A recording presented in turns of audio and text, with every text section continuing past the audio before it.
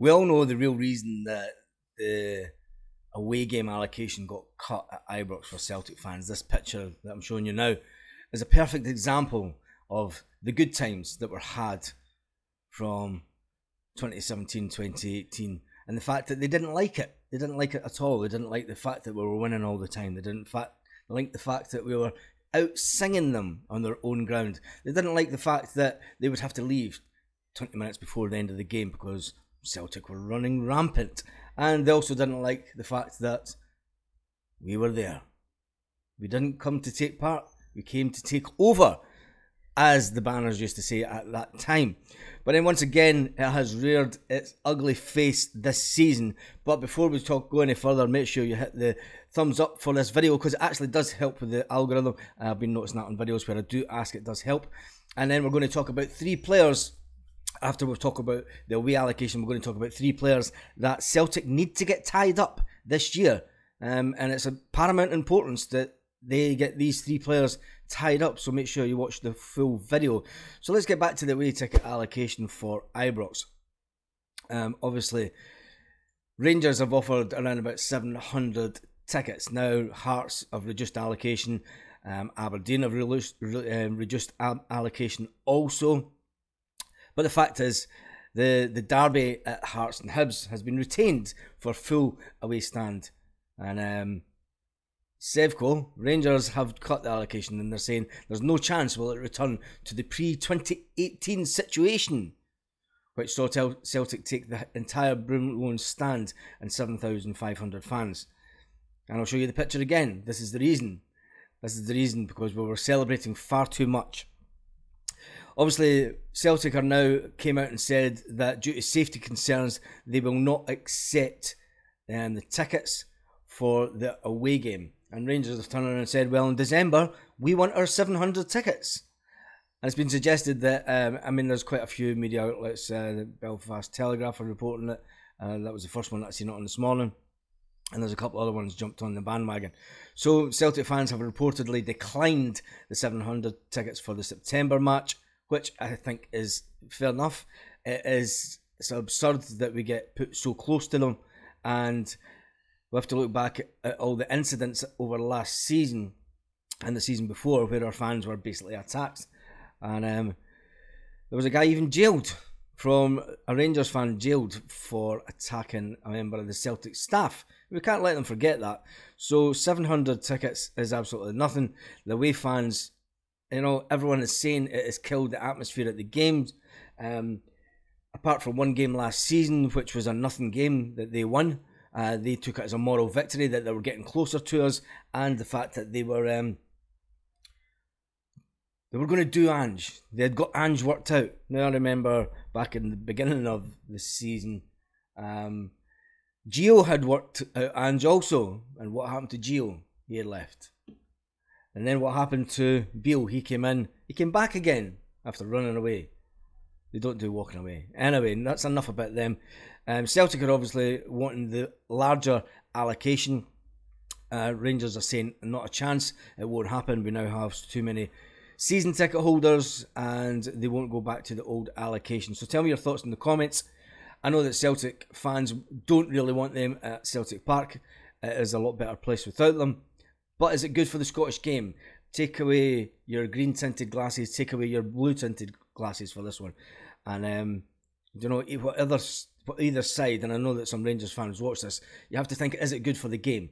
Never mind reducing allocation and the reasons that it was reduced. We'll put that in the past. You know, we have to look forward, and I think it really is a bad thing. And not just Rangers here. I'm talking about Aberdeen. I'm talking about Hearts. You know, I think the only ground that will still get the full stand is Hibs. I just think it's killing the Scottish game slowly, and then people wonder why the TV deals that we get aren't sufficient enough to compete at a higher level.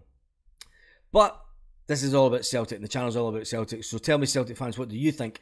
I know that we're not taking the tickets. Should we give them the 700 for the New Year game? In fact, it's not even New Year, it's before New Year, isn't it? So tell me your thoughts in the comments. Now, there's 3 players at Celtic that are currently on the final years of their contract, and it's young and upcoming players, and it's probably this is going to be the most important season for these players in their career, because it'll be this season that probably decides whether they make it or break at Celtic or not. And we're talking about Rocco Vata, we're talking about Ben Summers, and we're talking about Bosun Lawwell. So let's talk about Rocco first of all. Rocco is 18. He's obviously, his citizenship is Ireland, and he plays on the right. He's got a right foot. He's an attacking midfield player.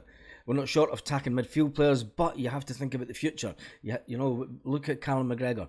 Perfect example. Look at James Forrest now getting his testimonial for Celtic, and rightly so.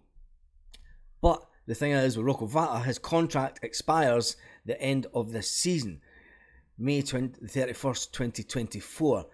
It is absolutely paramount that we don't do another Ben Doak. We don't let these young guys slip through the net and disappear out of Celtic. So tell me what your thoughts are on young Rocco. He is obviously an attacking midfield player, but he can also play as a left or right winger. So he has that bit of flexibility and position-wise. So I still think he's going to make it as a player. There's no doubt about it. But I think as far as Celtic are concerned, we need to get these guys tied up, because we can't be losing any more of the young players. Next up is Ben Summers. Ben Summers enjoyed playing in the B team, starting on the 21-22 season. He said you were playing under 18s before then. He says you come off the bench in the B team in the low league, and you're an attacking midfield player. He became a regular in the team, and he says it's better playing in the low league compared to the 18s, because you're playing against men, you're playing regular, you're playing twice a week on some occasions. It's mimicking the professional game, so it's getting you up to speed, and hence the reason that he's been brought into the first team fold. Now, the next one, I mean, Ben Summers, he is a cracking little player also, but his contract, it said, is running out this summer. So I'm not really sure how the contract situation is with him. Celtic have never put anything out that I'm aware of. Maybe I'm wrong, but I couldn't find anything to suggest that he has extended his contract. So that's one to watch. We can't. And for me, Ben Summers is a player that we need to keep at Celtic, and we need to get the contract situation sorted out for Ben also. Now, another player that's came into the first team fold this season is the one and only one from Ireland, who comes from Nigeria originally, but he's got Irish nationality, and that's our big central defender, that is Bosun Lawwell. Now, he's a fantastic looking player. He's got the build already. He's starting to bulk up. He needs to bulk up a little bit more, if you ask me, just to compete and push and dominate the back line of the defence, and I think he's got that in him.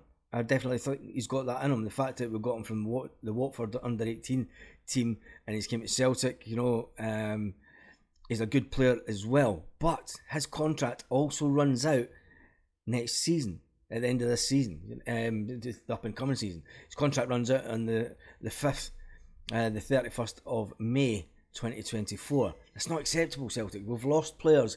We've went into the last season with Ben Doak, and we lost him to Liverpool. Liverpool are now suggesting that they've got an absolute steal on their hands, and that they're getting them in about the first team. Celtic need to be doing this with players. We can't be letting players slip through the net once again. So tell me your thoughts in the comments about the 3 young players that I spoke about today. Should they be given new contracts, extended contracts, so that we don't lose out on them? Purely to just protect our assets, if anything. Celtic needs to be now thinking about just, players are assets, and at that age, they're fantastic assets to have. If you look at Kieran Tierney, he went for fantastic money, came through the system. It doesn't cost us anything.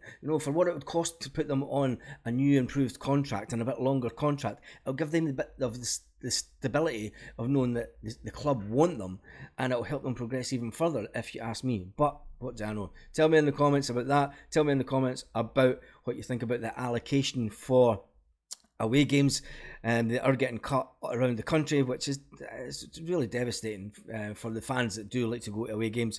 Sevco, it looks like they were going to demand the 700 tickets at New Year after Celtic saying they could ram their away allocation. So on that note, it has been a bit longer video than normal. Make sure you give it a thumbs up, and if you haven't subscribed, make sure you subscribe. It is absolutely free to subscribe. And on that note, I shall see you on the next video. Have a great day, Celtic fans all around the world.